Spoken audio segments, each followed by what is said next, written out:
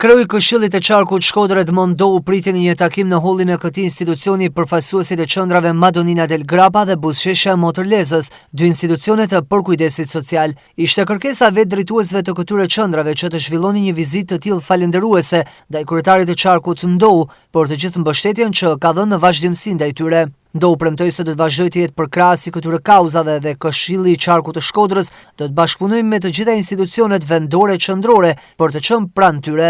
Një falënderim të veçantë kam për gjithë stafin tuaj,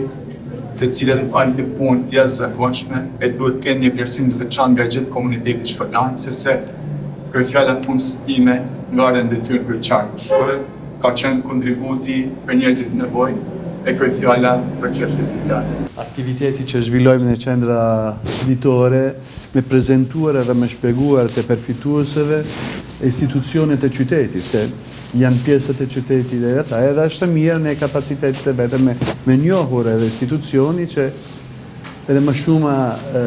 Qarku të që në ofron edhe këtë mundësi me